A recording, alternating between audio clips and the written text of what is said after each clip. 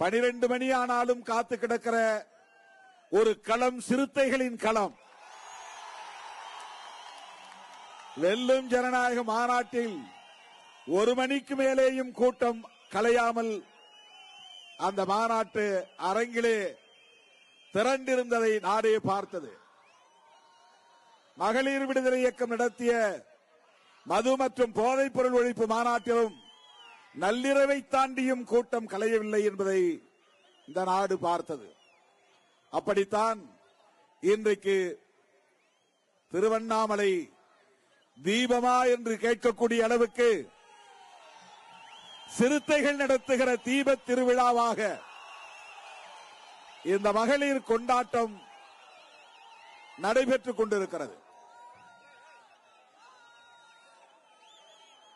மேடையிலே பின்புறத்திலே திருவண்ணாமலை அந்த மலை பிரம்மாண்டமாக வடிவமைக்கப்பட்டிருக்கிறது.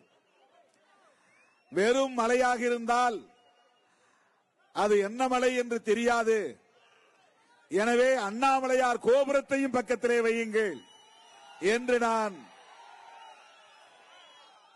டெல்லியில் இருந்து நள்ளிரவு 1 மணி 2 மணி 3 மணி என்று தொலைபேசியிலே தொடர்பு கொண்டு அந்த கோபுரத்தையும் வைக்க செய்தேன்.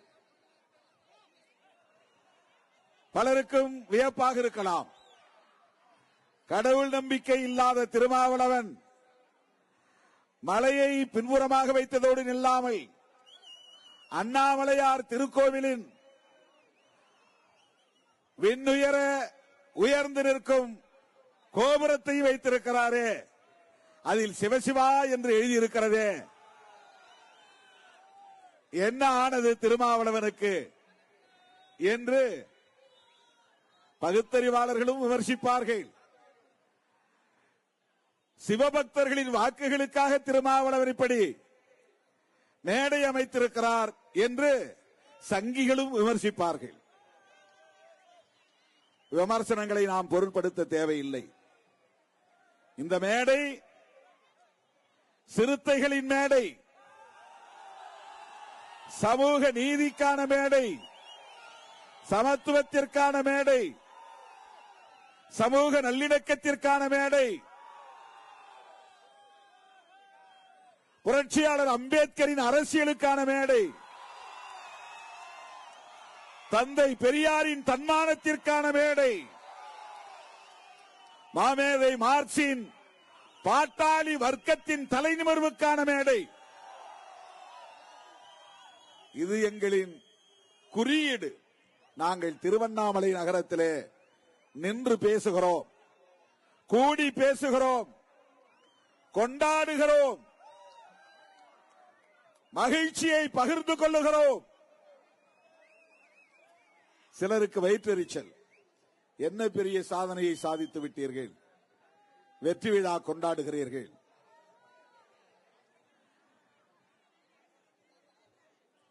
இன்றைக்கு தமிழ்நாட்டிலே மட்டுமல்ல, அகில இந்திய அளவிலே விடுதலை சிறுத்தைகள் கட்சி இப்படி ஒரு அங்கீகாரத்தை பெற்றிருக்கிறது என்பதை அரசியல் களத்தை உற்று நோக்கக்கூடிய அனைவரும் வியப்போடு பாராட்டுகிறார்கள். நான் போகிற இடமெல்லாம் புரட்சியாளர் அம்பேத்கரின் கருத்துக்களை ஏற்றுக்கொண்டு களமாடக்கூடியவர்கள் விடுதலை சிறுத்தைகளின் இந்த அங்கீகாரத்தை வரவேற்று பாராட்டுகிறார்கள். இது சாதாரணமான ஒன்றல்ல, இது ஒரு மகத்தான சாதனை, வரலாற்று சாதனை. அரசியல் களத்தில் பயணிக்கக்கூடியவர்களால் இதை உணர்ந்து கொள்ள முடியும். அப்படியே உட்காருங்க, அப்படியே உட்காருங்க, அப்படியே உட்காருங்க, அப்படியே உட்காருங்க, அப்படியே உட்காருங்க, அப்படியே உட்காருங்க, அப்படியே உட்காருங்க. ஒரு மகத்தான சாதனை. ஆகவே இதை நாட்டு மக்களுக்கும் சொல்ல வேண்டிய தேவை இருக்கிறது. நம்மை அங்கீகரித்த பொதுமக்களுக்கும் நன்றி சொல்ல வேண்டிய தேவை இருக்கிறது. அண்மையிலே வெளிச்சம் கலைக்குழு நடத்திய நிகழ்ச்சியில் நான் சொன்னேன், விடுதலை சிறுத்தைகள் கட்சி அங்கீகாரத்தை பெற்றிருப்பது 5 முறை ஆட்சிக்கு வந்ததற்கு சமம் என்று சொன்னேன். திராவிட முன்னேற்ற கழகம் 6 முறை ஆட்சிக்கு வந்திருக்கிறது.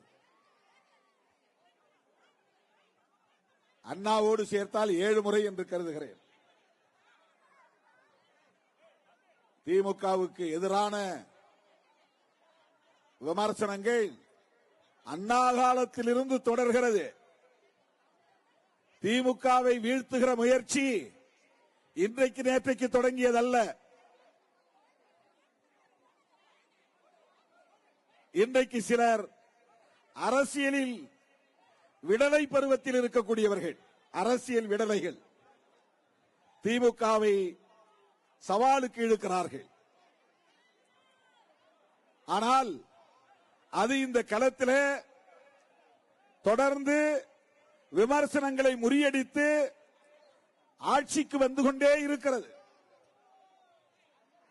அந்த கட்சியோடு இன்றைக்கு விடுதலை சிறுத்தைகள் கட்சி கொள்கை புரிதலோடு கைகோர்த்து களமாடுகிறது. இதுதான் இன்றைக்கு பலருக்கும் வயிற்றிலே புலி கரைக்கிறது. விடுதலை சிறுத்தைகள் எடுத்திருக்கிற உறுதியான கொள்கை நிலைப்பாட்டினால்தான் இப்போது தமிழ்நாட்டு அரசியலின் திசை வழி மாறிக்கொண்டிருக்கிறது. அதிமுகவின் பொதுச் செயலாளர் எடப்பாடி பழனிசாமி அவர்கள் புதுதில்லிக்கு போய் அமித்ஷாவை பார்த்ததும் விடுதலை சிறுத்தைகளின் கொள்கை நிலைப்பாடுதான் காரணம். உறுதிப்பாடாக இருந்து எடுத்திருக்கிற நிலைப்பாடுதான் காரணம். இன்றைக்கு கட்சி தொடங்கி முதல் பொதுக்குழு நடத்தியிருக்கிற நடிகரும் தலைவருமான நமக்கு நண்பருமான விஜய் அவர்களின் கட்சியில் அந்த பொதுக்குழுவில் இன்றைக்கு விடுதலை சிறுத்தைகளை விமர்சிக்கிறார்கள் என்றால் அந்த விமர்சனத்திற்கும் காரணம் விடுதலை சிறுத்தைகள் எடுத்திருக்கிற உறுதிமிக்க கொள்கை நிலைப்பாடுதான் காரணம். அவர்களை தடுமாற வைத்திருப்பது விடுதலை சிறுத்தைகளின் நிலைப்பாடுதான். எடப்பாடியை அமித்ஷாவை நோக்கி நகர்த்தியது விடுதலை சிறுத்தைகளின் நிலைப்பாடுதான். தமிழக வெற்றி கழகத்தை சார்ந்தவர்கள் விரக்தியால் பேசுவதற்கு காரணம் விடுதலை சிறுத்தைகள் எடுத்த நிலைப்பாடுதான். இதுதான் இன்றைய தமிழக அரசியல். அப்படி சுற்றி சுழற்றி பார்த்தால், சுற்றி வளைத்து பார்த்தால் தமிழக அரசியலின் மைய புள்ளியாக இன்றைக்கு விடுதலை சிறுத்தைகள் தான் இருக்கிறது என்பதை மறந்துவிடக் கூடாது. விவாதங்களில் பேசுகிறவர்கள் அதை கடந்து போவார்கள், பேச மாட்டார்கள். அதனால் திருமாவளவனுக்கு ஒரு முக்கியத்துவம் கிடைத்துவிடும் என்று பேச மாட்டார்கள். விமர்சிப்பதற்கு என் பெயரை எடுப்பார்கள். இவர் திமுகவுக்கு கொத்தடிமை, திமுகவுக்கு சொம்படிக்கிறார்கள், 2 சீட்டுக்காக அங்கேயே கிடப்பார்கள். அட மூடர்களே, அற்பர்களே, உங்களுக்கு களத்தில் பணியாற்றிய அனுபவம் இருந்தால் சிறுத்தைகளின் வரலாறு உங்களுக்கு தெரிந்திருக்கும். சிறுத்தைகளின் போராட்டம் என்ன என்பது உங்களுக்கு தெரிந்திருக்கும். இந்த 25 ஆண்டு கால தேர்தல் அரசியலில் விடுதலை சிறுத்தைகள் எடுத்திருக்கிற ஒவ்வொரு நிலைப்பாடும்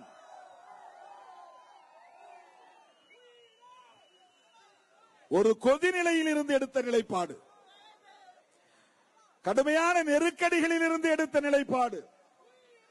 ஒரு ஊசலாட்டம் இருந்திருந்தால், தடுமாற்றம் இருந்திருந்தால், கொள்கை தெளிவில்லாமல் இருந்திருந்தால்,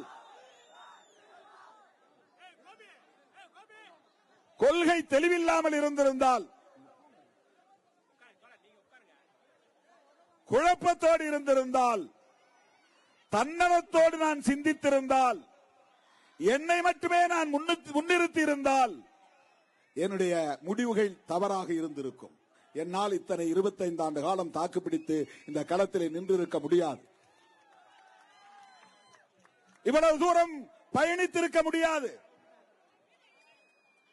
எனக்கு ஒரு சீட்டு கொடுத்தால் போதும், நான் மட்டும் சட்டமன்ற உறுப்பினரானால் போதும், எனக்கு கூடுதலாக இன்னொரு இடம் தேவையில்லை, உங்களுடைய அன்பு கிடைத்தால் போதும், உங்கள் சின்னத்திலேயே போட்டியிடுகிறேன், என்னை தொடர்ந்து வெற்றி பெற செய்தால் போதும் என்ற அடிப்படையிலே நான் முடிவெடுத்திருந்தால் இன்றைக்கு இந்த கட்சி ஒரு மாநில கட்சியாக அங்கீகாரம் பெற்றிருக்குமா? நினைத்து பாருங்கள். 2014 திமுகவோடு கூட்டணியில் 2 தொகுதிகள் வேண்டும் என்று கேட்டபோது ஒரு தலைவரின் இடத்திலே சொன்னார், எதற்காக நீங்கள் 2 இடம் கேட்டு சண்டை போடுகிறீர்கள்? உங்களுக்கு ஒரு இடம் கொடுக்கறாங்க, சின்னத்தில் நின்று ஜெயிச்சுட்டு போங்க. ஏற்கனவே நீங்க 2 தொகுதி சட்டமன்றத்தில் வெற்றி பெற்றீங்க. அதுல 2 பேர்ல ஒருத்தர் உங்களை விட்டு போயிட்டார். உங்களால் காப்பாற்ற முடிந்ததா? 2 எம்எல்ஏவை கடைசி வரையில் உங்களால் வைத்திருக்க முடியவில்லை. எதற்காக இன்னொரு எம்பி வேண்டும் என்று நீங்கள் கேட்கிறீர்கள் என்று எனக்கு அறிவுரை சொன்னார்கள். அவர் சொன்னது சரிதான் என்று நான் நினைத்து, எனக்கு 2 தொகுதி வேண்டாம் என்று நான் கருதி, எனக்கு ஒரே தொகுதி போதும் என்று நான் சொல்லி, அதுவும் எனக்கு உங்கள் கட்சி சின்னத்திலேயே போட்டியிட வையுங்கள், நீங்களே எனக்கு செலவு செய்யுங்கள், நீங்களே எனக்கு பிரச்சாரம் செய்யுங்கள், என்னை எப்படியாவது வெற்றி பெற வையுங்கள் என்று நான் நினைத்திருந்தால் இன்றைக்கு இந்த கொண்டாட்டத்தை நம்மால் கொண்டாடி இருக்க முடியுமா? எண்ணி பாருங்கள். பல்லாயிரக்கணக்கானவர்களை திரட்டி இன்றைக்கு நாம் தன்மானத்தோடு தலைநிமிர்வோடு இப்படி கொண்டாடுகிறோம் என்று சொன்னால் ஒவ்வொரு நிலையிலும் நாம் எந்த அளவுக்கு உறுதிப்பாட்டோடு இருந்திருக்கிறோம் அதை நீங்கள் மறந்துவிடக் கூடாது. சில மாதங்களுக்கு முன்னால் எவ்வளவு பெரிய நெருக்கடி, எல்லாவற்றையும் வெளிப்படையாக பேச முடியாது. என்னை நம்புகிறவர்களை நான் உயிரை கொடுத்தும் தாங்கி பிடிப்பேன். அவர்களை ஒருபோதும் நான் சந்தேகப்பட மாட்டேன். சூது, சூழ்ச்சி, வஞ்சகம் என்னை சுற்றி சூழ்ந்தாலும் கூட என்னோடு இருப்பவர்கள் எனக்கு எதிராக இந்த வஞ்சகத்தை செய்கிறார்கள் என்று சுட்டிக்காட்டினாலும் கூட எனக்கு இயல்பாக இருக்கிற ஒரு குணம், நான் நம்பிவிட்டால் அதில் அப்படியே நிற்பேன், அவ்வளவுதான். நான் நம்பினால் அந்த ஒரு கோணத்தில் மட்டும்தான் நான் அவர்களை அணுகுவேனே தவிர இன்னொரு கோணத்தில் அணுக மாட்டேன். அதுதான் எனக்கு இருக்கிற பலமும் பலவீனமும். தலித் அல்லாதவர்கள் இந்த கட்சியிலே வர வேண்டும் என்று நான் அழைப்பு விடுத்தேன்.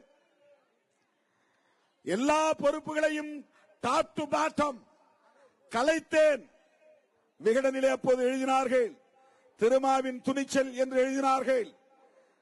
அடி முதல் நுனி வரையில் கட்சியின் கட்டமைப்பை அடியோடு கலைத்துவிட்டு வேளச்சேரி தீர்மானத்தை முன்மொழிந்தேன்.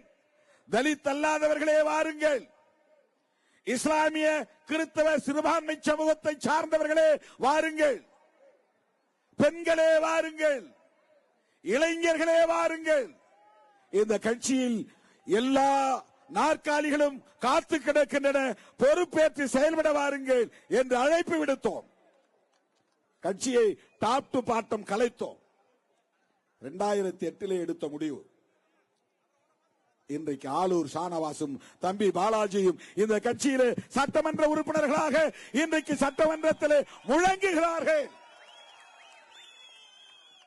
சிந்தனை செல்வன் முழங்குவது ஒரு புறம் இருக்கட்டும், தொடங்கிய நாளிலிருந்து என்னோடு தொடர்ந்து பயணிக்கிறவர் தோழர் ரவிக்குமார் அவர்கள் முழங்குவது ஒரு புறம் இருக்கட்டும், தேர்தல் அரசியல் களத்தில் அடியெடுத்து வைத்த நாளிலிருந்து என்னோடு களத்தில் நிற்பவர்.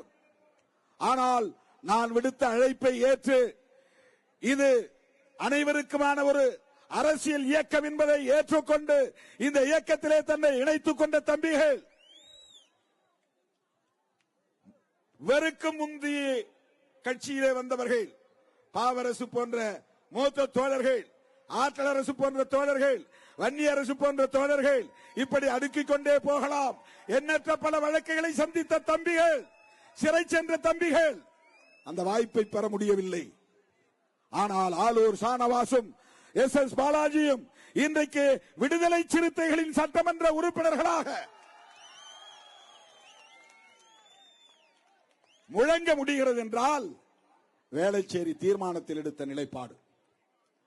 ஏன் இது ஒரு அம்பேத்கர் மூவ்மெண்ட்? எதுக்கு தலித் அல்லாதவர்கள்? அம்பேத்கரை பற்றி பேசுறது மட்டும் இருந்தா போதும், ஷெட்யூல் காஸ்ட் மக்களுக்கான பிரச்சனைகள் மற்றும் பேசினால் போதும் என்று பேசக்கூடிய எத்தனையோ தோழர்களும் இருந்தார்கள் கட்சியிலே. அதை தாண்டி நான் எடுத்த முடிவு அதுதான் வேளச்சேரி தீர்மானம். அதன் அடிப்படையில் தான் இன்றைக்கு தலித் அல்லாதவர்களும் இந்த இயக்கத்திலே ஜனநாயக சக்திகளாக தன்னை இணைத்துக் கொண்டு இது அனைவருக்குமான இயக்கம் என்கிற அங்கீகாரத்தை பெற்றிருக்கிறோம்.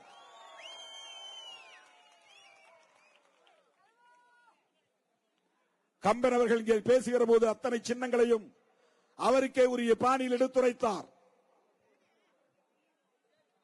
சைக்கிளில் பயணத்தை தொடங்கினார், அம்பு ஏவினார், இரட்டை மெழுகுவர்த்தியை காட்டி வெளிச்சம் தேடினார், மோதிரம் வெற்றி மோதிரம் வெற்றி கணையாழி அணிந்து கொள்ளலாம் என ஆசைப்பட்டார்.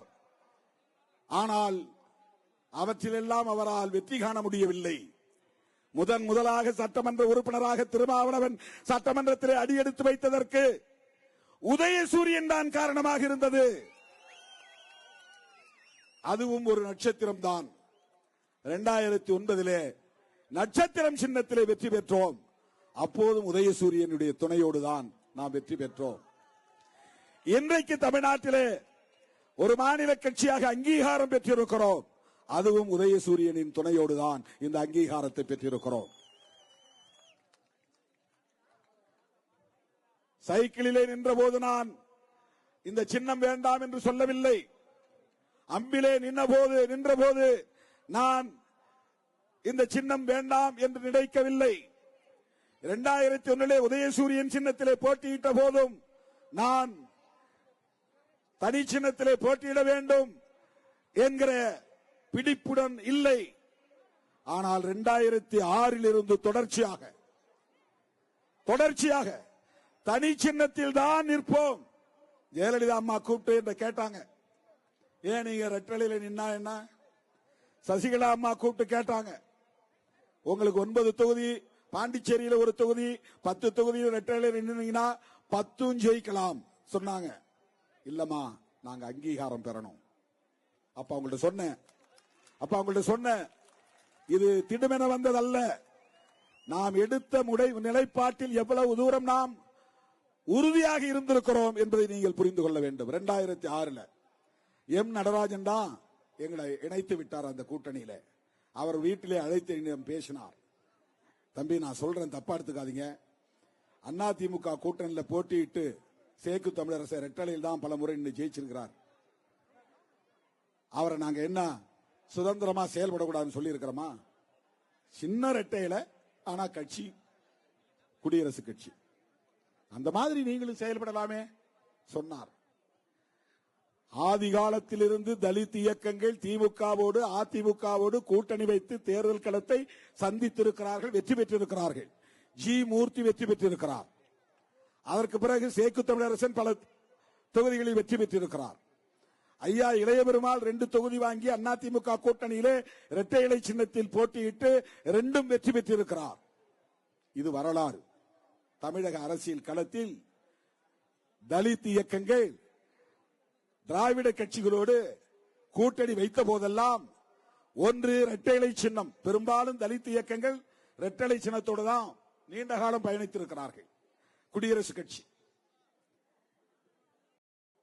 முதல் முறையாக தனி சின்னத்திலே போட்டியிடுவோம் என்கிற முடிவை எடுத்து ஒரு தேர்தல் அல்ல, 2 தேர்தல் அல்ல, பல தேர்தல்களில் 2006 சட்டமன்ற பொதுத் தேர்தல், 2009 நாடாளுமன்ற பொதுத் தேர்தல், 2011 சட்டமன்ற பொதுத் தேர்தல், 2014 நாடாளுமன்ற பொதுத் தேர்தல், 2016 தனி கூட்டணி சட்டமன்ற பொதுத் தேர்தல், 2019 நாடாளுமன்ற பொதுத் தேர்தல், 2021 சட்டமன்ற பொதுத் தேர்தல், 2024 நாடாளுமன்ற பொதுத் தேர்தல்.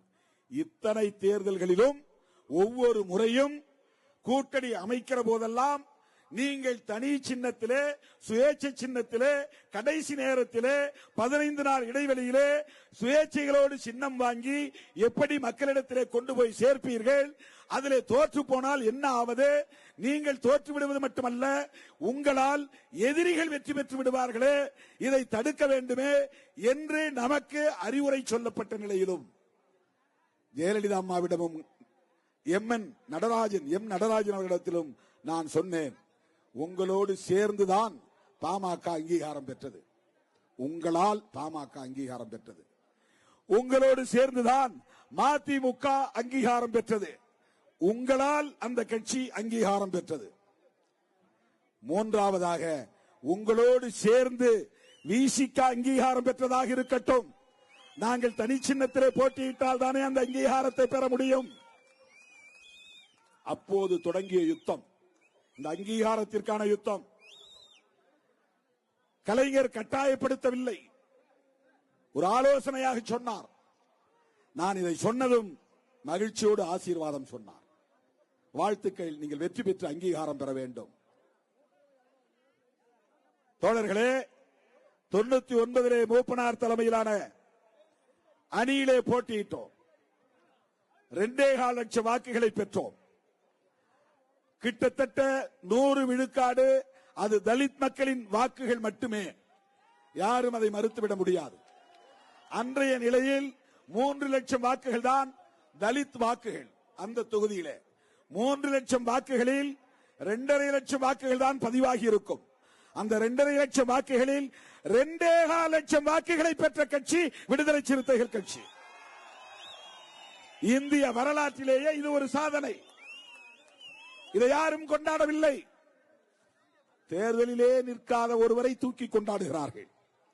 அடுத்து அவர்தான் முதலமைச்சர் என்கிறார்கள். இதுதான் அரசியல், இதுதான் ஊடகம். ஏதோ தனியார் சர்வே நடத்தினார்களாம், 2வது இடத்திற்கு வந்து விட்டாராம், அடுத்து அவர்தான் ஆட்சியை பிடிக்க போகிறாராம். பாவம், அவர் உசி போடுறாங்க வேணும். அவருக்கு ஆசையை மூட்டிவிட்டு உள்ள வந்து களமிறங்கி விளையாடுங்க. அவர் சொல்றார், 2026 தேர்தலில் 2 பேருக்கு இடையில் தான் போட்டி. ஒரு பக்கம் டிஎம்கே, இன்னொரு பக்கம் டிவிகே. அதுல அவர் என்ன சொல்ல வர்றார் தெரியுமா? எடப்பாடி பழனிசாமி அவர்களே, நீங்க போட்டி இல்ல, உங்களை விட நாங்க தான் பெரிய சக்தி. போட்டி இப்ப வந்து திமுகவோட கிடையாது. 2வது இடத்தில் யார் என்பதுதான் விஜய்க்கும் எடப்பாடிக்கும் போட்டி. 2வது இடம் யார் என்பதில் தான் அண்ணாமலைக்கும் விஜய்க்கும் போட்டி. இந்த தமிழக அரசியல் களத்தில் 2வது இடத்தை யார் பிடிப்பது? அப்ப யாருக்கு சண்டை இங்க நடக்குதுன்னா, அரசியல் சண்டை நடக்கிறது என்றால் எடப்பாடி பழனிசாமிக்கும் விஜய்க்கும் சண்டை நடக்குது. திமுக கூட்டணியோடு அவர்கள் மோத முடியாது. அது அவர்களே ஒப்புதல் வாக்குமூலம் தருகிறார்கள். நாங்க எங்க 2 பேருக்கு இடையில தான் போட்டின்னு யாருக்கு அவர் பதில் சொல்றாரு? அது திமுகவுக்கு சொல்ற பதிலா கிடையாது. எங்க 2 பேருக்கு இடையில தான் போட்டினா, ஏற்கனவே எதிர்க்கட்சியாக இருக்கிற அண்ணா திமுகவுக்கு விடுக்கிற சவால் அது. அண்ணா திமுகவுக்கு ஒரு நெருக்கடியை தருகிறார்கள். நீயா நானா 2வது இடம். இப்போ அவர்களே ஒரு ஒப்புதல் வாக்குமூலம் தருகிறார்கள். திமுக தலைமையிலான மதசார்பற்ற முற்போக்கு கூட்டணி தான் முதன்மையாக இருக்கிறது. அதை எதிர்க்கிற வலு அண்ணா திமுகவுக்கு இல்லை, அதை எதிர்க்கிற வலு பாஜகவுக்கு இல்லை, அதை எதிர்க்கிற வலு எங்களுக்குத்தான் இருக்கிறது என்று இன்னும் வார்டு எலெக்ஷனில் கூட நிற்காத ஒரு கட்சி 65 எம்எல்ஏக்களை வைத்திருக்கிற அண்ணா திமுகவுக்கு சவால் விடுகிறது. இப்ப நீங்க 2 பேரும் சண்டை போட்டுங்க, எங்களோட சண்டை இல்லை.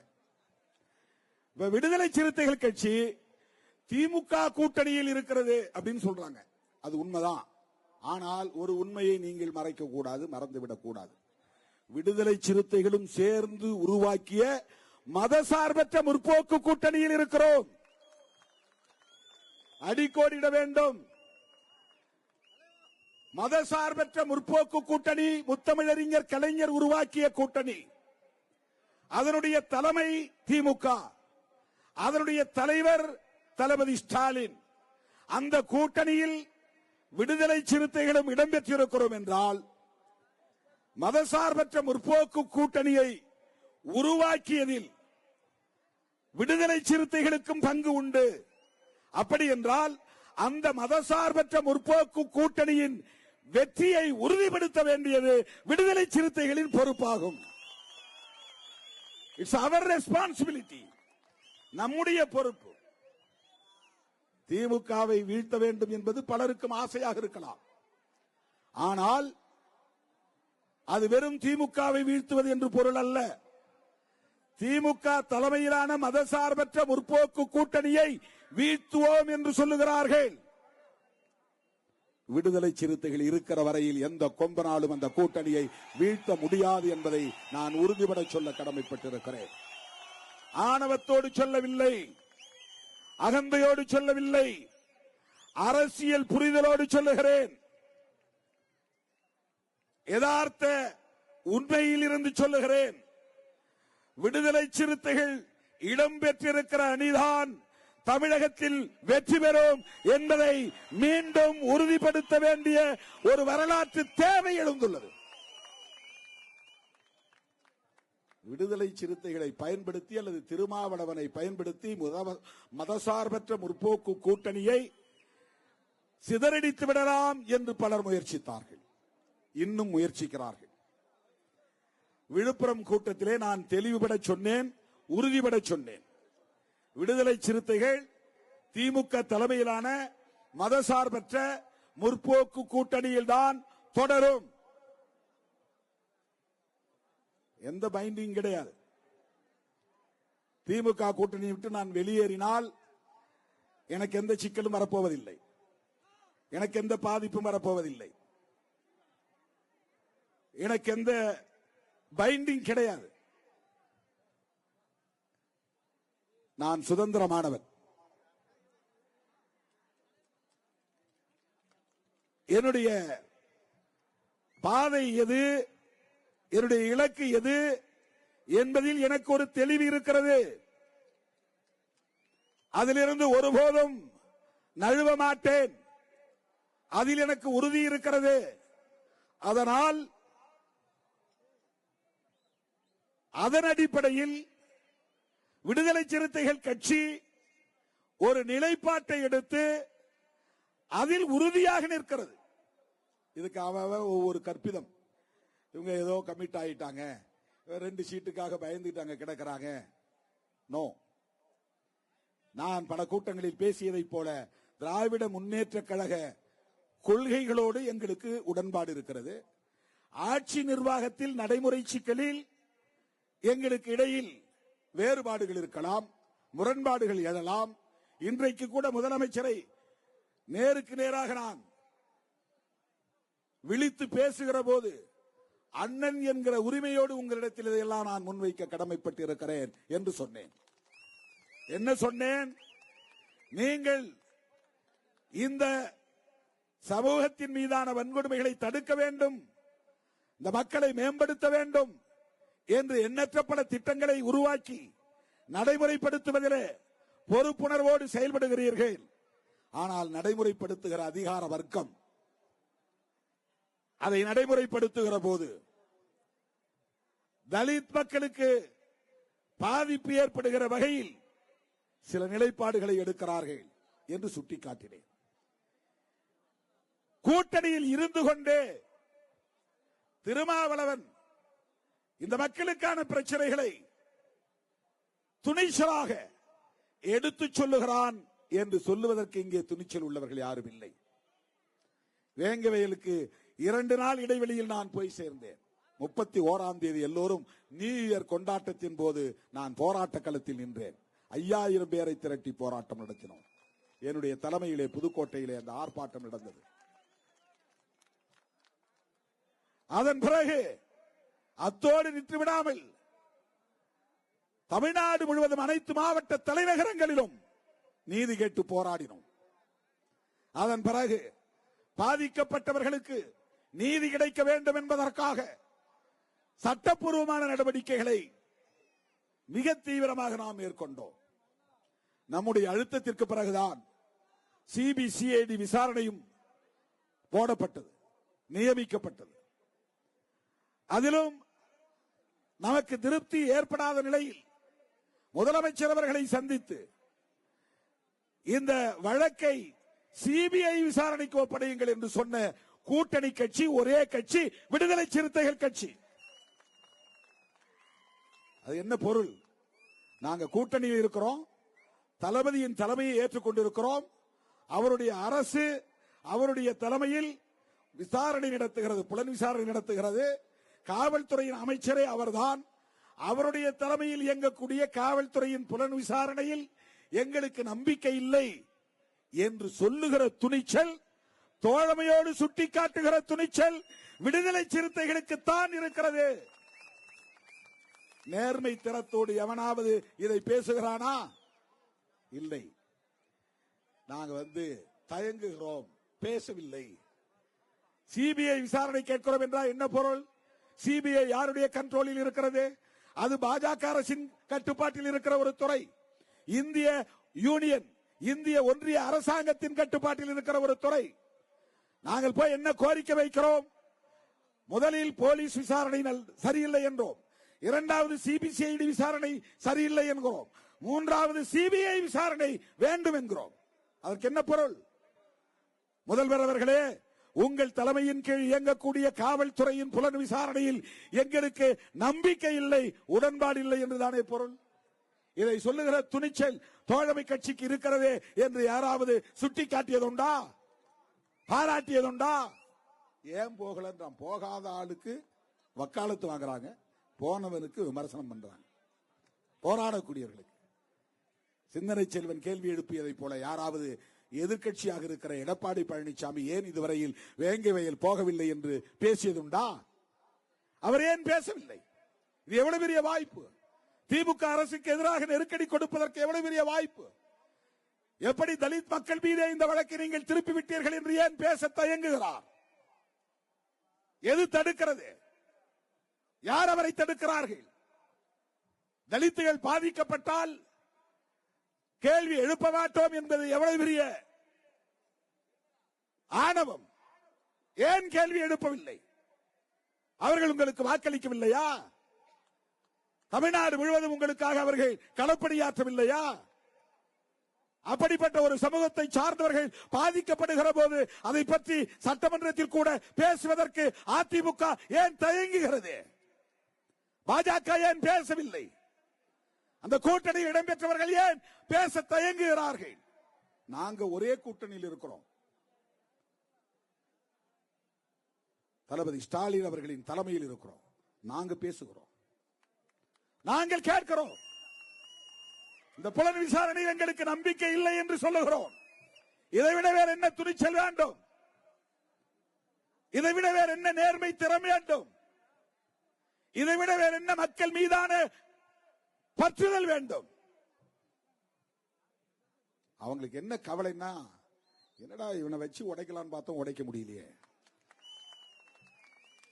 இதுதான் அவர்களுக்கு கவலை. எவ்வளவோ ஆசை காட்டி பார்த்தார்கள்.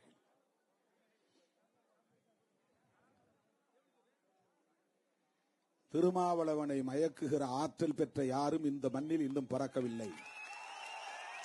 திருமாவளவனை விலை பேசுகிற துணிச்சல் பெற்றவர்கள் யாரும் இன்னும் இங்கே பிறக்கவில்லை. நான் திருவண்ணாமலை என்கிற இந்த பல ரிஷிமார்கள் தங்கியிருப்பதாக சொல்லப்படுகிற இடம் இது. ராமகிருஷ்ணர்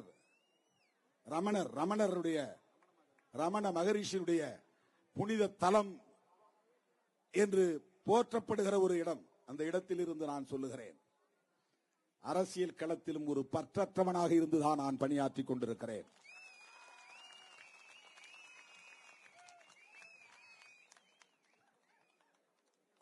அதை துணிச்சலாக சொல்ல நான் கடமைப்பட்டிருக்கிறேன்.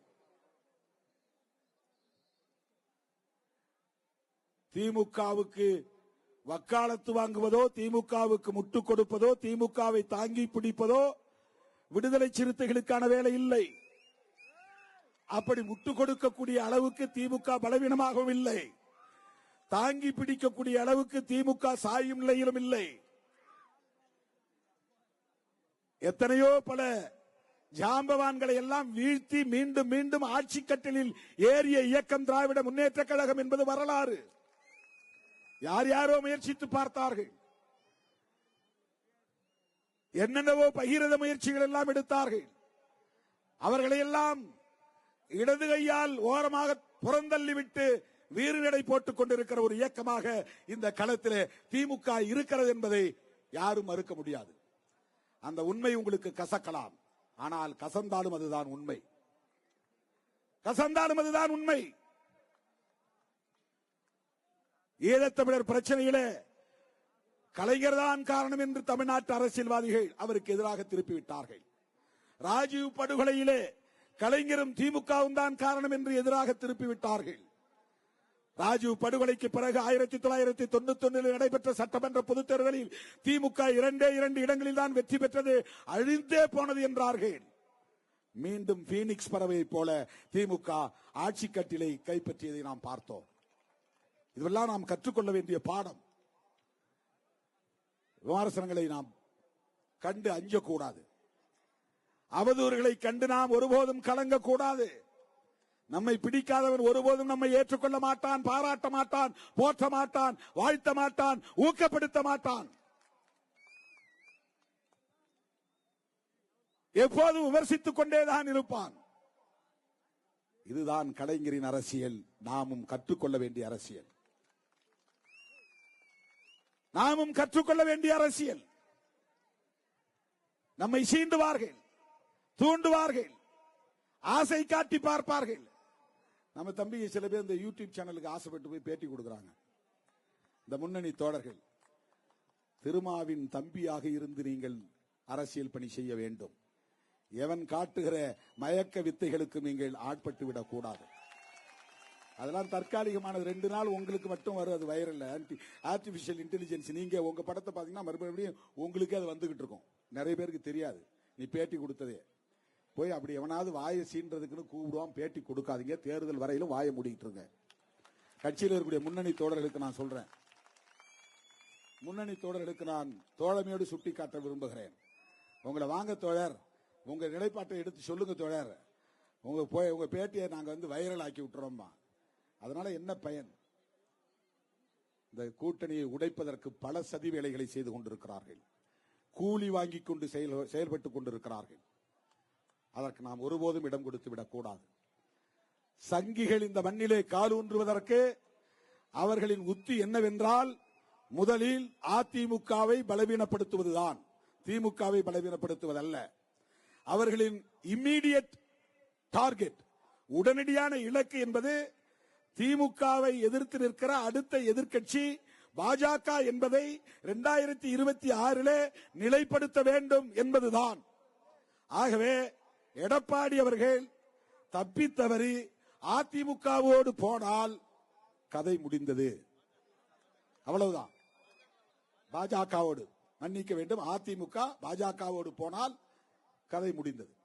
அவங்க கணக்கு போடுறாங்க. அவர் சொல்றாரு, இந்த இவிஎம்ல நாங்க தில்லுமுள்ளு பண்ணி ஆட்சிக்கு வந்துருவோங்கிற மாதிரி சொல்றாங்க. அமித்ஷா சொல்றார் நாங்க தான் தமிழ்நாட்டில் ஆட்சி. இன்னும் 100 மோடி பிறந்து வர வேண்டும் தமிழ்நாட்டிலே பாஜக காலூன்றுவதற்கு. எழுதி வைத்துக் கொள்ளுங்கள். விடுதலை சிறுத்தைகள் இருக்கிற வரையில் அந்த கதை நடக்காது, அதற்கு இடம் கொடுக்க மாட்டோம். இதை நான் அழுத்தமாக சொல்ல கடமைப்பட்டிருக்கிறேன். உங்களை விரட்டி அடிக்கிற வரையில் சிறுத்தைகள் ஓய மாட்டோம். இந்த மண்ணில் காலூன்றுவதற்கு ஒருபோதும் அனுமதிக்க மாட்டோம்.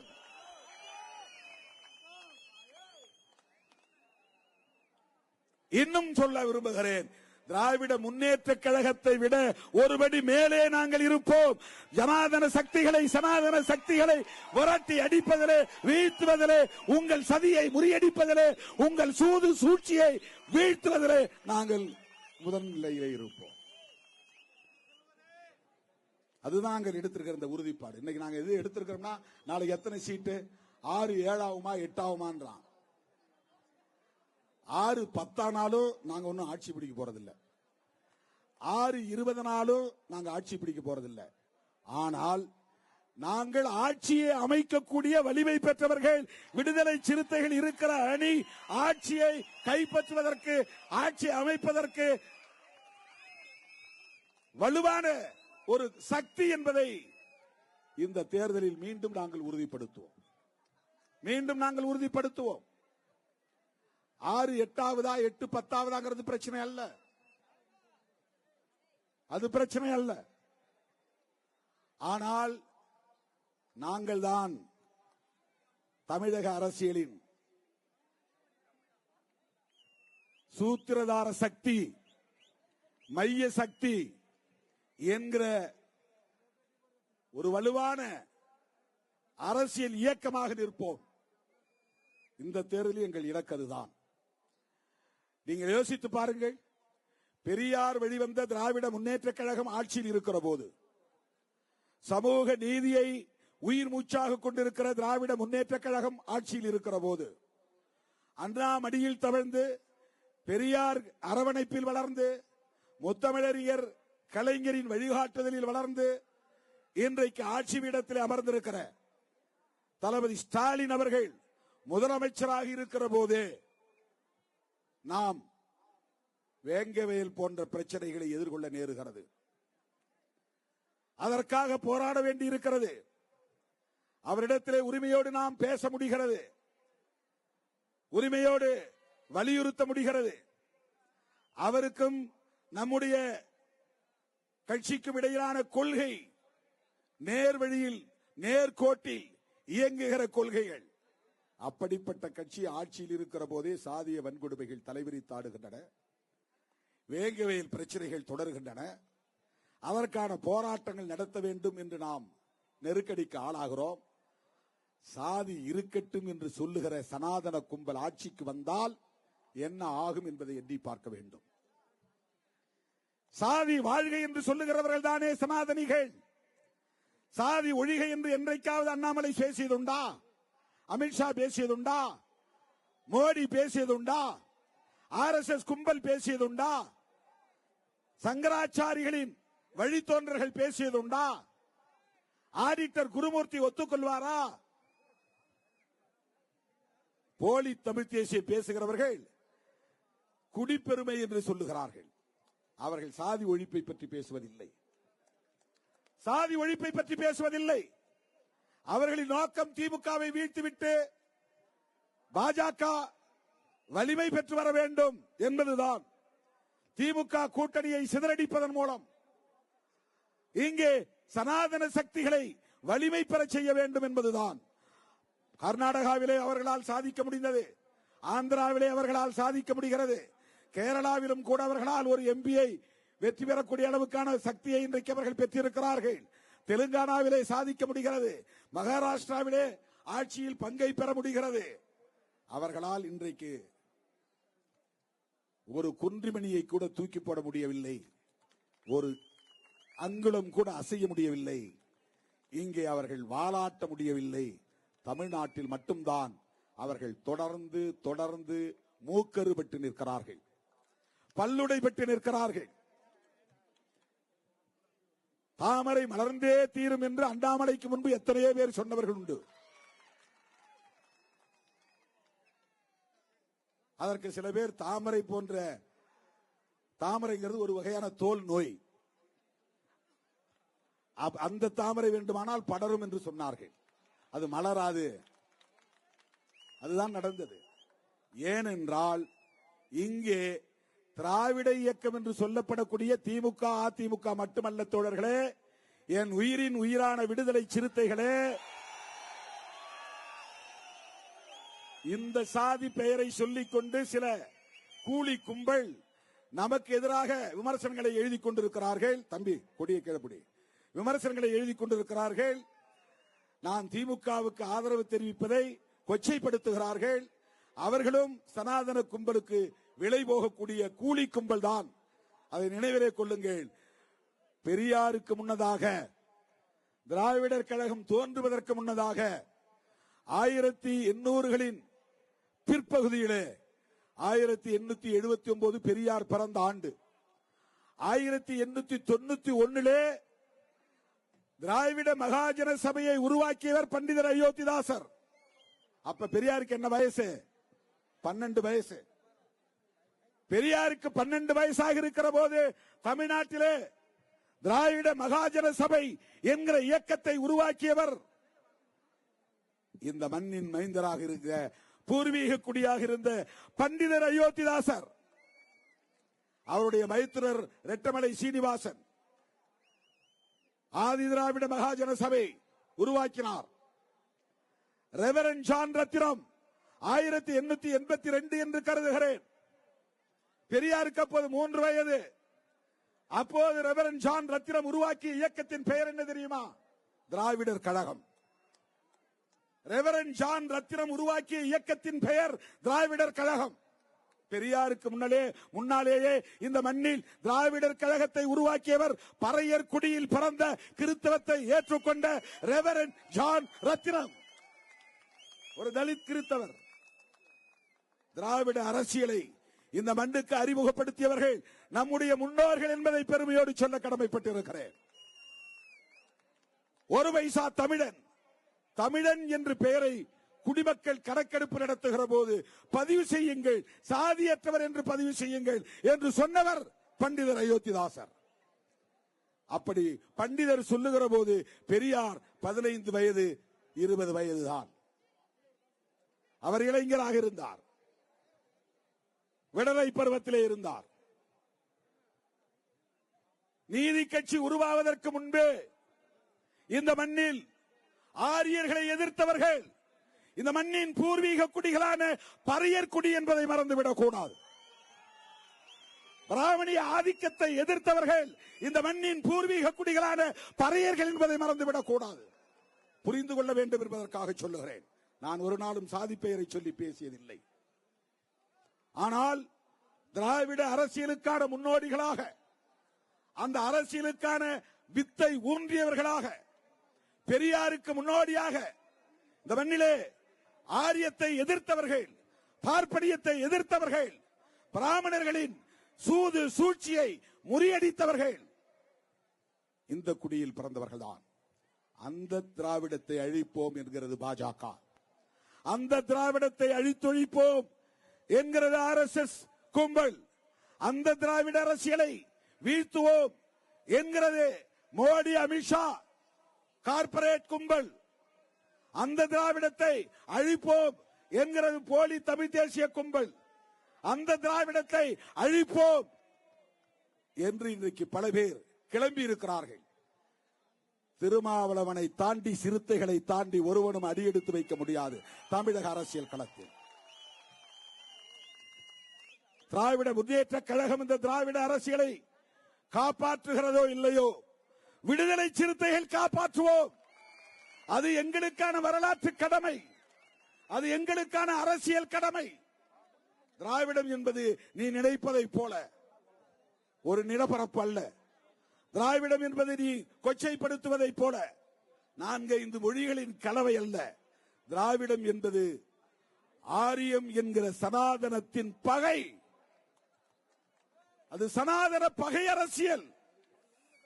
அதனால்தான் திருமாவளவன் இப்படி உரத்து பேச முடிகிறது, துணிந்து பேச முடிகிறது. 2 சீட்டு 3 சீட்டுக்காக போகிறார்கள். அந்த மூடர்களின் விமர்சனங்களை ஒருபோதும் நீங்கள் பொருட்படுத்த வேண்டாம். அவர்களுக்கு பதில் சொல்ல வேண்டாம், அவர்களுக்கு பதில் சொல்ல வேண்டாம். சாதி ஒழிப்பு என்பது ஒரு கட்சியால் முடியாது, ஒரு ஆட்சியால் முடியாது. அது ஒரு பண்பு மாற்றம். அது நீண்ட நெடிய கால போராட்டத்தின் விளைவாக நிகழ வேண்டிய ஒன்று. அதற்கு விடுதலை சிறுத்தைகளின் தலைமைத்துவம் மிக முக்கியமானதாக இருக்கிறது, இன்றியமையாததாக இருக்கிறது. இந்தியாவிலேயே விடுதலை சிறுத்தைகளை தவிர இந்த பார்வை உள்ள இயக்கம் அம்பேத்கர் இயக்கங்களே கிடையாது. இந்த பார்வை உள்ள இயக்கம் அம்பேத்கர் இயக்கங்களே கிடையாது. சாதி ஒழிப்பையும், தமிழ் தேசியத்தையும், பாட்டாளி வர்க்க அரசியலையும், பெண் விடுதலையையும், ஏகாதிபத்திய எதிர்ப்பையும் ஒரே களத்தில் முன்னெடுக்கிற ஒரு மகத்தான புரட்சிகர இயக்கம் விடுதலை சிறுத்தைகள் கட்சி. இந்த கொள்கைகளை பேசுகிற ஒரு அம்பேத்கர் இயக்கத்தை இந்தியாவிலே காட்டுங்கள். ஒரே ஒரு அம்பேத்கர் இயக்கத்தை இந்தியாவிலே காட்டுங்கள்.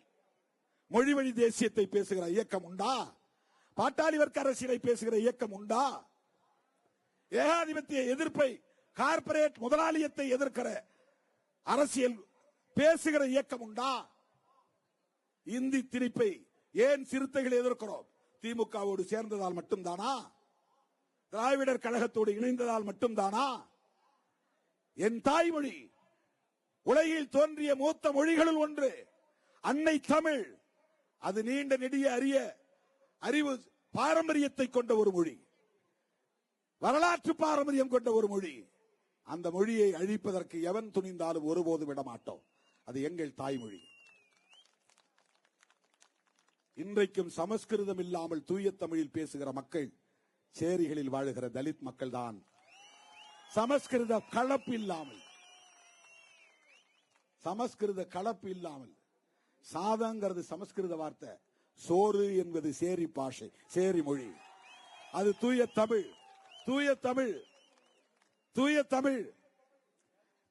கவி மு கா ஷெரீப் 40 ஆண்டுகளுக்கு முன்னால் ஒரு நிகழ்ச்சியில் பேசும்போது சொன்னார், நான் கல்லூரி மாணவனாக போய் உட்கார்ந்த அவரிடத்திலே அந்த உரையை கேட்டேன், தேவநேய பாவாணர் நூலக கட்டிடத்தில். அப்போதெல்லாம் அப்படி யாராவது அறிஞர் பெருமக்கள் பேசுகிற நிகழ்ச்சிகளுக்கு தேடி தேடி போய் நான் கேட்பதுண்டு. தேவநேய பாவாணர் நூலக கட்டிடத்தில் ஒரு சின்ன அறையிலே கவி காமு ஷெரீப் பேசிய அந்த அரங்கில் நான் அமர்ந்திருந்தேன். அப்போது சொன்னார், தூய தமிழ் சொற்கள் உங்களுக்கு வேண்டுமானால் சேரி மக்களிடம் போய் சில காலம் தங்கியிருந்து வாருங்கள் என்று சொன்னார்.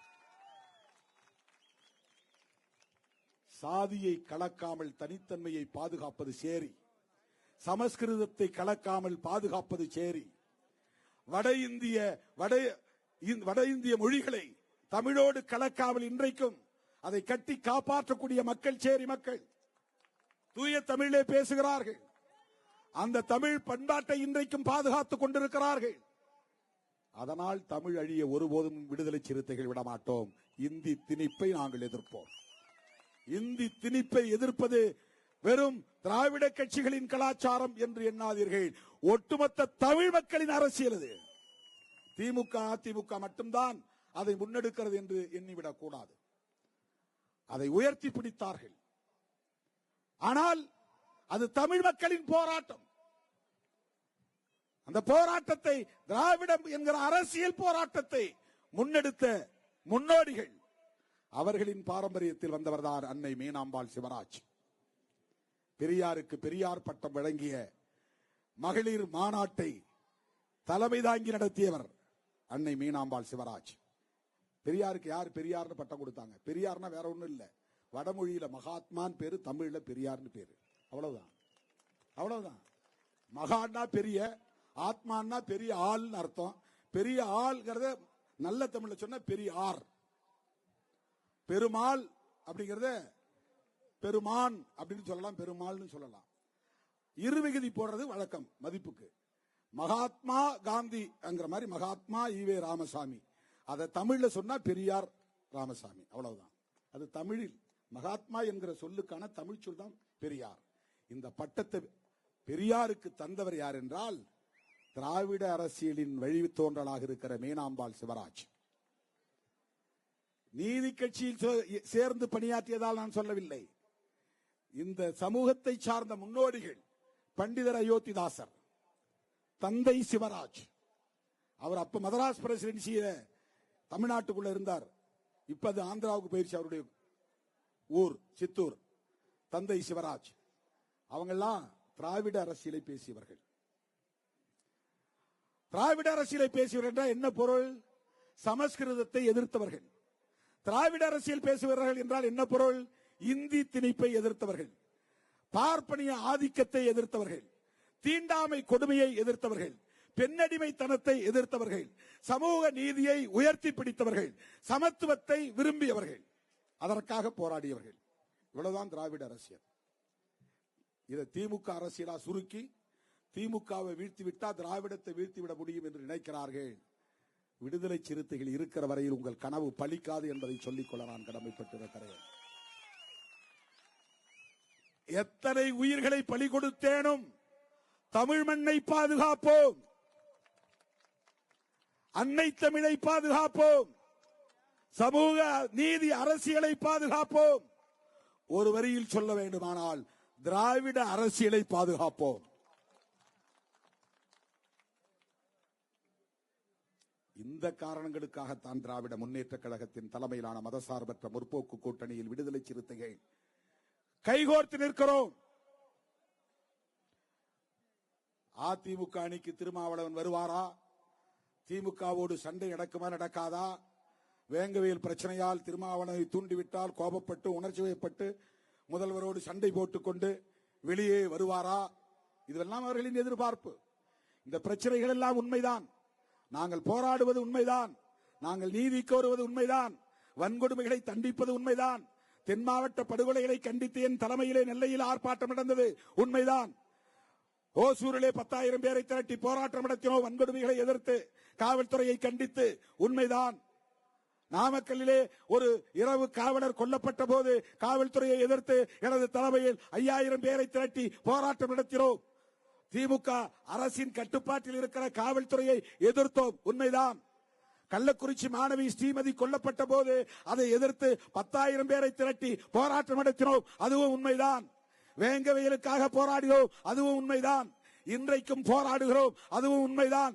நாளைக்கும் போராடுவோம், அதுவும் உண்மைதான். தொடர்ந்து போராடுவோம், அதுவும் உண்மைதான்.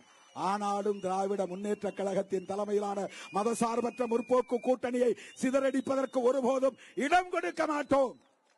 அது எங்களால் நிகழ்ந்தது என்கிற களங்கத்தை ஒருபோதும் நாங்கள் செய்ய மாட்டோம். நாங்கள் இடம் கொடுத்தால்தான் தம்பி நீங்கள் கனவு காணுவது பலிக்கும். திருமாவளவன் பலவீனமானால்தான் நீ 2வது இடமா 1வது இடமா அல்லது 0வாங்கிறது தெரியும். இது ஒன்று மட்டும் நீங்க வச்சீங்க. இன்றைக்கு தமிழ்நாட்டு அரசியலின் ஒற்றை துருப்புச் சீட்டு விடுதலை சிறுத்தைகள் கட்சிதான், விசிகே தான். அதை நாங்கள் நிலைநாட்டுவோம். இது ஏதோ நான் கூட்டத்தை பார்த்துவிட்டு உணர்ச்சி வயப்பட்டு பேசுகிறேன் என்று எண்ணிவிட வேண்டாம். ஏதோ எல்லோரும் போல் ஆவேசமாக கத்தி பேசினால் கவனத்தை ஈர்க்க முடியும் என்று நான் பேசவில்லை. எனக்கும் ஆத்திரம் வரும், ஆவேசம் வரும். அநீதியை கண்டிக்கிற இடத்துல சும்மாலாம் ஆவேசமா கைய கால ஆட்டி பேச மாட்டேன் நான். அது வெறுமென கூட்டத்தை கவர்ந்து இருப்பதற்கான ஒரு நடிப்பு. அது அப்படி நான் என்னுடைய 35 ஆண்டு கால அரசியல் வரலாற்றில் செய்ததில்லை. அநீதி இழைக்கப்படுகிற இடத்தில் திருமாவளவனின் ஆத்திரம் உச்சத்திலே இருக்கும், ஆவேசம் வெடிக்கும். கூட்டணியில் இருப்பதனால் ஒருபோதும் நாங்கள் கைகட்டி நின்றதில்லை. அதிமுக கூட்டணியும் சரி, இந்த கூட்டணியும் சரி. இன்னைக்கு சிந்தனை செல்வன் சொன்னதை போல முதல்வர் அவர்கள் நான் பேசி முடித்த அடுத்த நொடியே சொன்னார், அந்த சட்டம் தானே இந்த கூட்டத்தொடரில் கொண்டு வந்துடுறோம் சொன்னார்.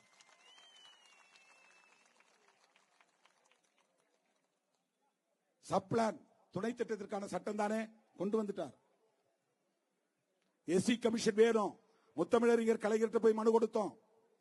நானும் ரவிக்குமார் அவர்களும் அப்ப போய் எடப்பாடி பழனிசாமி அவர்களை சந்தித்து மனு கொடுத்தோம்.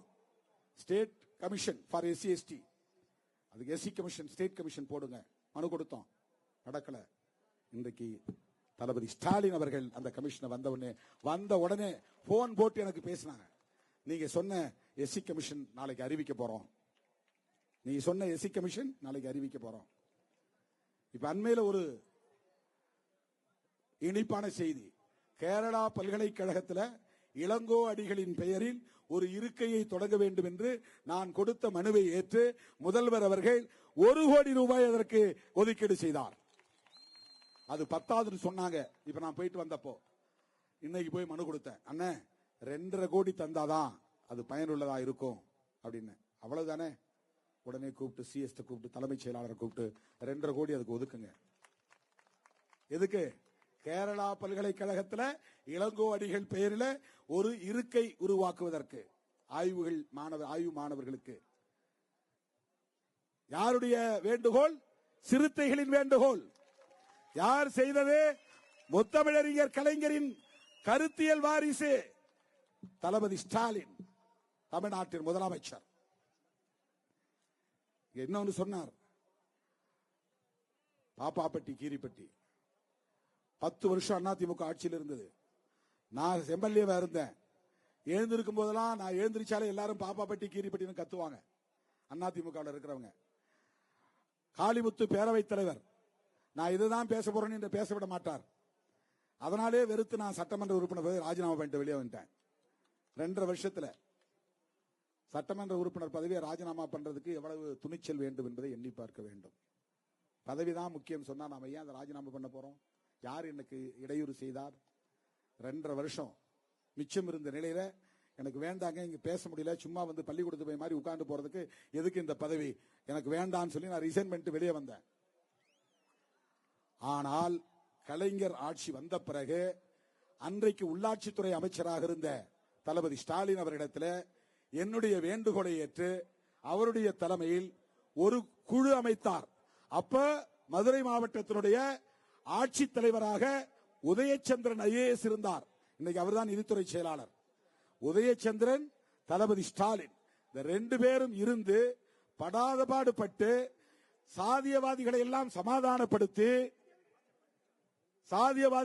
சமாதானப்படுத்தி பாப்பாப்பட்டி, கீரிப்பட்டி, கொட்டக்காட்சியந்தல், நாட்டார்மங்கலம் இந்த 4 ஊராட்சி மன்றத்திலும் தேர்தலை நடத்தி எந்த நாற்காலியில் ஒரு தலித் அமரக்கூடாது என்று சொன்னார்களோ அந்த நாற்காலியில் ஒரு தலித்தை ஊராட்சி மன்ற தலைவராக அமர வைத்தவர் முத்தமிழறிஞர் கலைஞர். அவருடைய வழிகாட்டுதலில் தளபதி ஸ்டாலின் அன்னைக்கு செஞ்சார்.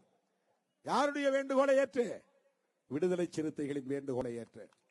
அப்பதான் கலைஞருக்கு நாம் நீங்கள் சமத்துவத்தை நிலைநாட்டிய இன்னொரு பெரியார், எனவே உங்களை சமத்துவ பெரியார் என்று நாங்கள் அழைக்கிறோம் என்று அவருக்கு நான் ஒரு அடைமொழியை தந்தேன்.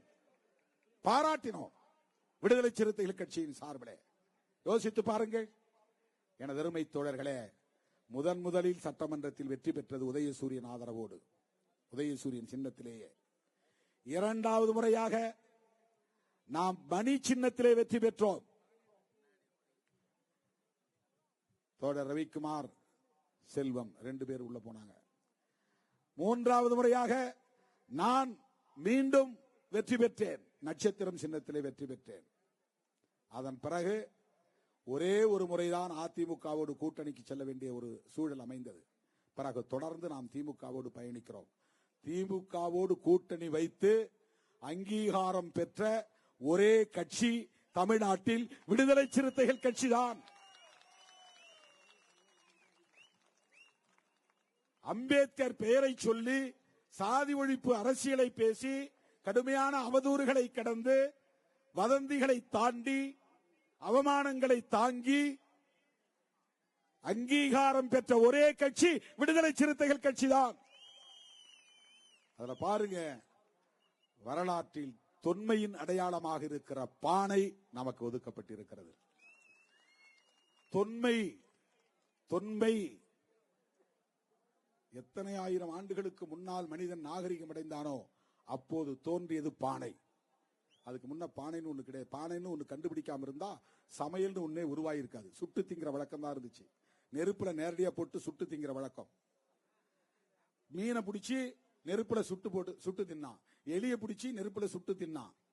கிழங்க பிடுங்கி நெருப்புல சுட்டு தின்னான். சுட்டு தின்கிற நிலையில் இருந்து சமைத்து தின்னுகிற நாகரிகம் வளர்ந்தது பானை கண்டுபிடிப்புக்கு பிறகுதான். அந்த பானை தொன்மையின் அடையாளம். என் பேர்லயும் தொல் இருக்குது. தொல்லுன்னா தொன்மைன்னு அர்த்தம். தொல்லுன்னா என்ன? தொல் அப்படின்னா தொல்லியல் துறைங்கிறாங்க இல்லையா? தொல்காப்பியன் என்பதன் சுருக்கம் தொல். ஆனால் இந்த தொல்லுக்கு மட்டும் என்ன பொருள்னா தொன்மைன்னு அர்த்தம். தொன்மைனா வரலாற்று காலத்திற்கு முந்தையது. வரலாற்று காலம்னா என்ன? எழுத, செதுக்க, பேனா கண்டுபிடிக்கிறதுக்கு முன்னாடி, கல்வெட்டு பண்ணாததுக்கு முன்னாடி, பானை ஓட்டுல எழுதுவதற்கு முன்னாடி வாழ்ந்த காலம். அதான் தொன்மை காலம், புராதன காலம் சொல்லுவாங்க. அப்போ பேச்சாவே போயிருச்சு, அவ்வளவுதான். எங்கேயும் எழுதி வைக்க முடியாது. ஆனா அன்றைக்கு பானை ஓட்டுல கிறுக்கினாங்க. நமக்கு இப்ப பார்த்தா அது கிறுக்கு மாதிரி. அன்னைக்கு அதுதான் எழுத்து. ஒரு கோடு, ஒரு சித்திரம், ஒரு ஓவியம். பறவை மாதிரி வரைவான். அது பறவைன்னு புரிஞ்சுக்கணும். இதெல்லாம் எழுதப்பட்டது எதுல? பானை ஓட்டுல. அது பூகம்பத்திலேயோ வேறு இயற்கை பேரிடரிலோ புதையுண்டு போன நிலையில் 1000 ஆண்டுகளுக்கு பின்னால், 3000 ஆண்டுகளுக்கு பின்னால், 5000 ஆண்டுகளுக்கு பின்னால் தோண்டி எடுக்கிற போது எல்லாம் அழிந்து போனாலும் பானை ஓடு மட்டும் அழியாது. எங்கள் பகைவர்களே, பானையை உடைக்க வேண்டும் என்று ஆசைப்படுகிற பகைவர்களே, இந்த பானையை எந்த கொம்பனாலும் உடைக்கவும் முடியாது, சிதைக்கவும் முடியாது. இயற்கை நமக்கு எப்படிப்பட்ட பரிசை தந்திருக்கிறது பாருங்கள். இந்த அரசியல் தோழர்களே, நான் தொடக்க காலங்களில் சொல்வேன், நாம் கோட்டையை நோக்கி ஓட வேண்டாம், கோட்டை நம்மை நோக்கி வரும் என்று நான் சொன்னேன். நாம் வரலாறு படைக்க வேண்டும் என்று ஓட வேண்டாம், வரலாறு நம்மை தேடி வரும், வந்து கொண்டிருக்கிறது. அமைப்பாய் திரள்வோம் என்று சொன்னோம், அமைப்பாய் திரண்டு விட்டோம். அங்கீகாரம் பெறுவோம் என்று சொன்னோம், அங்கீகாரம் பெற்றுவிட்டோம். அதிகாரம் வெல்வோம். வெள்ளி விழா மாநாட்டில் சொன்னேன், கோட்டையில் கொள்கை வெல்ல களமாடுவோம், கோட்டையில் ஒரு நாள் கொடியேற்றுவோம். இன்றைக்கு திமுக கூட்டணியில் இடம்பெற்றுள்ள விடுதலை சிறுத்தைகள் கட்சி அமைச்சரவையிலே இடம்பெறாமல் இருக்கலாம், ஆனால் ஆளுங்கட்சி கூட்டணியில் இருக்கிற ஒரு கட்சி. அப்படின்னா நாமும் சேர்ந்துதான் கோட்டையில் இருக்கிறோம் என்று பொருள். கொள்கை முடிவுகளை எடுக்கிறோம் என்று பொருள். கொள்கை குறித்தான விவாதங்களில் பங்கேற்கிறோம், விவாதித்து முடிவுகளை எடுக்கிறோம். நம்முடைய கருத்துக்களும் கேட்டு முடிவுகள் எடுக்கப்படுகின்றன ஆட்சி கட்டமைப்பில். ஆகவே அமைச்சரவையில் இல்லாமல் இருக்கலாம், விவாதங்களில் இருக்கிறோம், கருத்து பகிர்வில் இருக்கிறோம், கொள்கை முடிவெடுப்பதில் இருக்கிறோம், ஆட்சியின் நிலைப்பாடுகளில் இருக்கிறோம். அது கோட்டையில் கொடியேற்றுவதற்கு சமமானதுதான். நம் சார்பில் அண்ணன் தளபதி ஏற்றுகிறார். தேசிய கொடி நம் அனைவருக்குமான பொது கொடி. தோழர்களே, எதிர்காலம் நம் கையில். நம்மை சிதறடிப்ப ஒருபோதும் நாம் இடம் கொடுத்து விடக் கூடாது. கதாநாயகர்கள் வரலாம், நாங்கள் களநாயகர்கள். நீங்கள் கதாநாயகர்களாக இருக்கலாம், நாங்கள் களநாயகர்கள். கதாநாயகனா களநாயகனா என்றால் மக்கள் யாரை தீர்மானிப்பார்கள்? திருமாவளவனின் காலடி படாத கிராமம் உண்டா? கிராமம் என்றால் என்னவென்றே தெரியாமல் திரையில் பார்த்தவர்கள் செட்டு போட்டு இதுதான் கிராமம்னு காட்டியிருப்பான் ஆர்ட் டைரக்டர். உங்களுக்கு நத்தம் கிராமம் வேணும், நாயக்கன் கொட்டாய் வேணும்னா ஒரு ஆர்ட் டைரக்டர் அது மாதிரி போட்டு கொடுப்பான். தாராவி வேணும் அப்படின்னா மெட்ராஸ்லேயே தாராவி போட்டு கொடுப்பான். நாங்க தாராவியிலே கிடந்து உழலக்கூடியவர்கள், கிராமத்திலேயே பறந்தவர்கள், உழைக்கிற மக்களோடு உழன்றவர்கள், உழன்று கொண்டே இருப்பவர்கள். எங்களுக்கு வலி என்றால் என்னவென்று தெரியும். நாங்கள் கிளிசரின் தடவி அழக்கூடியவர்கள் அல்ல, அடிவயிறு பதற பதற அழக்கூடியவர்கள். மக்களின் கண்ணீரோடு எங்கள் கண்ணீரும் கலந்த வரலாறு தான் இந்த களத்தின் வரலாறு. மக்கள் சிந்திய ரத்தத்தோடு கலந்த ரத்தம் தான் எங்கள் குருதி சிந்திய வரலாறு. எனவே என் உயிரின் உயிரான விடுதலை சிறுத்தைகளே, ஒன்றை நினைவிலே வைத்துக் கொள்ளுங்கள். எதிர்வர இருக்கிற சட்டமன்ற பொதுத் தேர்தல் நமக்கு எத்தனை இடம் கிடைக்கும் என்று தீர்மானிக்கிற தேர்தல் அல்ல. சனாதன கும்பல் வெவ்வேறு முகமூடிகளோடு இங்கே களத்தில் இருக்கிறார்கள். போலி தமிழ் தேசிய முகமூடி, அரசியல் வெற்றிக்காகவே கட்சியை தொடங்கி இருக்கிற ஜனநாயகன் கதாநாயகன் என்கிற முகமூடி, இவற்றையெல்லாம் எதிர்கொள்ள வேண்டிய பொறுப்பு சிறுத்தைகளுக்கு இருக்கிறது. சனாதன சங்கிகளை முறியடிக்க வேண்டிய பொறுப்பு சிறுத்தைகளுக்கு இருக்கிறது. தமிழ்நாட்டை பாதுகாக்க வேண்டிய பொறுப்பு சிறுத்தைகளுக்கு இருக்கிறது. 2026 திமுக வெற்றி பெறுகிறதா, திமுக கூட்டணி வெற்றி பெறுகிறதா என்பதை விட விடுதலை சிறுத்தைகளின் வியூகம் வெற்றி பெறுகிறது. விடுதலை சிறுத்தைகளின் உத்தி வெற்றி பெறுகிறது. விடுதலை சிறுத்தைகளால் தமிழகம் பாதுகாக்கப்பட்டது என்கிற வரலாற்றை பதிவு செய்வோம். வாய்ப்புக்கு நன்றி கூறி முடிக்கிறேன். அனைவரும் பாதுகாப்பாக வீடு திரும்புங்கள் என்று கேட்டு முடிக்கிறேன். நன்றி, வணக்கம்.